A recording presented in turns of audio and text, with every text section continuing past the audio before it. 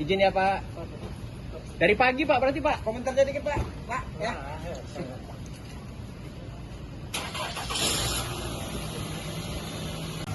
Dua kali lampunya nggak ada kok.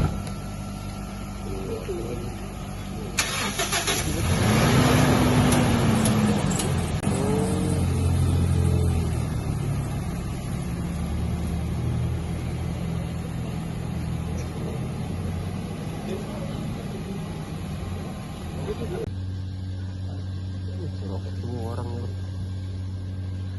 dari jauh.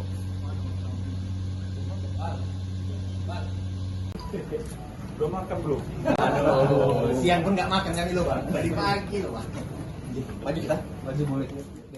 Ya mungkin kita hadir di sini full team. Ada Pak Asro Segian, ada Pak Daniel Panggabean, ada Pak Lamhot Dewi Abdul. Hari ini bersama dengan Pak Dimin Pak Pan juga. Hari ini ada 3 divisa klien kita, Pak Bujiono, Ibu Sugini dengan Pak Sherman. Hari ini kita menyampaikan sama pihak BPOM tentang laporan polisi yang sudah kita laporkan ke pihak Polda, di mana kita menjadi korban atas penjualan bahan baku yang dijual oleh PT Lubricom, termasuk juga Mega Setia. Kita juga melaporkan hal ini juga ke BPOM dan termasuk ke Bina Arta, karena mereka kita anggap adalah Mega Setia ini termasuk juga salah satu rekanan yang memang tercatat sebagai penyalur resmi bahan baku itu, kan ternyata setelah kita investigasi kandungannya tetap di atas ambang batas aman. Jadi itu inti di mana kita BAP tadi kita ungkapkan bersama dengan Ibu Sugini, Ibu Pak Suherman dan Bapak Bujiono, begitu. Berarti kita beli barang yang baru itu sejak tahun berapa ya Pak? Ini kan rekanan. Dari dulu sudah kita beli itu. Dari dulu juga rekanan. 5 tahun lalu juga dari Mega Setia. Bahan ini kita beli dari Mega Setia. Cuman dulu produknya gliserin. Dan dulu secara kemampuan alat dan pengkhususan pemeriksaan bahan, kita hanya memeriksa kandungan gliserin dan EG-nya gitu. Dan kita tidak memiliki alat untuk memeriksa kandungan EG dan DEG. Pasca terjadi persoalan ini, kita juga coba memberitahukan kepada pihak-pihak yang mampu memeriksa EG DEG di tingkat Sumatera Utara, namun juga tidak ada. Nah, makanya kita kirim ke Bogor. Di Bogor lah baru dapat jawaban tentang kandungan EG DEG. Setelah kita dapat kandungannya melebihi batas ambang aman itu, langsung kita bersama dengan Pak Bujiono membuat laporan polisi ke Polda Sumatera Utara. Oh, tadi dari jam berapa pagi? Jam 9 pagi ya. Jam 9 pagi. 10 jam berarti ya, sampai 10 jam. Sekarang masih tetap berlangsung pemeriksaan dan itu dia. Kalau spesifikasi Peran-perannya apa ya Bang? Pak terkait pemeriksaannya Pak Dirut Bujiono itu sebagai dalam kasus ini? Ya, kita juga tidak terlalu spesifik karena ini masih kita juga nggak mau terlalu cepat karena ini masih status sebagai saksi. Pemeriksaan sebagai saksi, kita mendukung penuh BPOM dalam hal ini, tapi kita perlu luruskan tentang berita kawan-kawan yang sudah ditetapkan ada tersangka itu. Faktanya hari ini kita masih pemeriksaan status sebagai saksi. Kita tolong tegaskan masih sebagai saksi. Dirut utama, masih saksi semua. Manajer pemasaran. Iya, masih saksi semua, sama bendahara itu semua masih saksi, belum ada jadi tersangka. kalau pengujian dari profilen glikol sendiri di Bogor berapa hasil?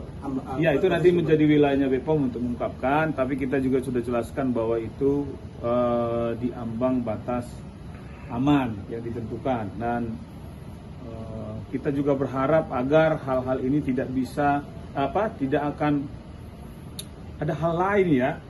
Kita anggap semoga ini menjadi penyebab utama, karena kita dengar di daerah lain juga ditemukan gagal ginjal kepada anak itu, tapi dia tidak mengkonsumsi obat sirup.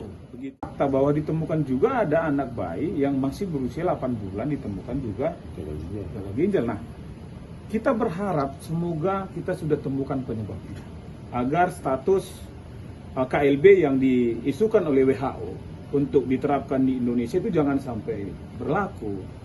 Kalau itu sudah dilakukan pasti ada lockdown. Potensi-potensi seperti COVID seperti gaya-gaya dulu mau pengen diterapkan kita nggak mungkin. Makanya kita pastikan kita bersama dengan BPOM, perusahaan kita bersama dengan BPOM secepat mungkin melakukan sikap menarik seluruh produk. Kita juga sudah laporkan produk apa aja sudah kita tarik dan kita patuh akan hukum. Sekarang barang bukti yang ada ditaruh di Balai POM ini selain PG tadi, jadi jelaskan berapa drum, berapa banyak kan masuk obat yang diamankan Balai POM tadi? Iya, kita nggak ada bawa data. 18 drum. Iya. 18 drum PG. Kalau untuk ininya obat yang sudah jadi itu sekitar berapa ribu kotak ya? 8.000 8.000 ya, Pak? Iya, kawan-kawan udah pasti tahu lah, udah ada datanya. Tapi yang pasti gini, mungkin ini informasi kepada kawan-kawan. Apa industri udah pasti juga farmasi yang kita ketahui dan mereka menjamin tentang kualitas bahan baku yang mereka siapkan ke kita. Dan mereka itu satu grup dari Thailand ya. Nah, dari Aneka Chemical. Iya, dia dari negara ini, tapi produsennya dia tetap sama Dow. produsen Dow. Mereka satu grup dengan Mega Setia begitu. Jadi kalau ditanya gitu udah pasti Artinya hingga saat ini. Industri yang dibangun oleh klien kami dari tahun 75, tenaga kerja itu udah 200-an orang. Sudah membangun bangsa ini bersama dengan kesehatan yang dibangun untuk anak-anak juga. Gak mungkin dia dengan sengaja merusak. Kalau dituduhkan tentang unsur pidana ke klien kami, seperti pasal 196 Junto 98 tentang unsur sengaja, kami berharap agar pemerintah bisa membuktikan kepada kami sebagai pengusaha yang harus melindungi harkat martabatnya. Ini cerita tentang unsur sengaja. Sengaja itu semestinya tidak dikenakan kepada perusahaan farmasi, tapi adalah pemilik bahan bakunya. Ini yang harus dikenakan sebagai unsur sengaja. Karena apa? Karena dalam kotaknya sendiri ditulis obat. Niatnya menyembuhkan, bukan niatnya mencelakai atau membuat orang jadi sakit. Kalau dugaan kelalaiannya kan? Kelalaian itu kan harus dianggap sebagai perbuatan yang berkelanjutan. Kelalaian juga kan dianggap sebagai sesuatu yang memang harus diuji apakah dia sengaja atau tidak sengaja. Itu kan lalai. Nah sekarang EGD ini kan dulu nggak dikenal ini. Apa ini EGD? Dan untuk menguji ini juga perlu alat khusus yang hanya ada di Indonesia hanya 2 tempat. Satu di Bogor, satu di BPOM Pusat. Jadi itu tidak diwajibkan Bang menguji itu sebelumnya Bang atau gimana Bang? Sampai sekarang kita dari WHO sendiri belum mewajibkan untuk mengurus EGD. Jadi penggantian bahan baku dari glycerin ke propylene glycol ini itu sejak kapan jadi? Ya itu kan tujuannya untuk mencairkan bahan baku. Yang kita tahu biasanya itu adalah PG ya sama glycerin. Nah, ketika di dalam kandungan ini ada EGD dari Logicom, itu harus menjadi fokusnya tanggung jawab ke Logicom. Ya teman-teman, mungkin begitu dulu. Ada pergantian bahan obatnya Bang dari glycerin ke PG berarti? Bukan pergantian obat, bahan baku. Dan kita tidak pernah mencampurkan EG ke bahan baku. EG itu sudah ada di bahan baku yang dijual Logicom kepada kita. Oke? Sejak kapan Bang pergantian dari glycerin ke PG itu Bang?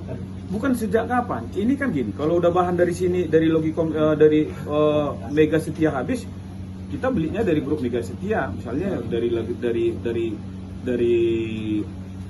Logicom, tapi yang ngantar Mega Setia juga. Artinya kadang ada pergantian dari PG ke glycerin gitu Bang, bahan obatnya. No. PG dan glycerin itu satu merupakan bahan baku untuk pembuatan sirupnya. Yang kita uji itu adalah satu bahan baku yang kita dapat dari PT Logicom. Bahan jadi dari bahan baku PT Logicom bahan baku yang kita dapat dari Megastia, oke? Tapi bahan baku dari Megastia udah habis nih. Yang kita uji itu adalah bahan jadinya, bahan jadi dari Megastia. Kalau Logicom Oke, Solution sendiri, Bang? hasil dari pemeriksaan itu tinggi, melewati ambang batas aman. Begitu dia.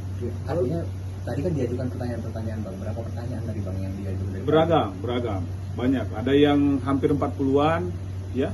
Ada yang 20-an, ini masih berlangsung begitu. Total sudah berapa yang diperiksa Pak dari kita hingga Hari ini masih 3 orang, teman-teman. Mungkin begitu. Oke, satu lagi, Bang, untuk Logicom Solution ini informasinya apakah dia penyedia farmasi atau bahan kimia, Bang?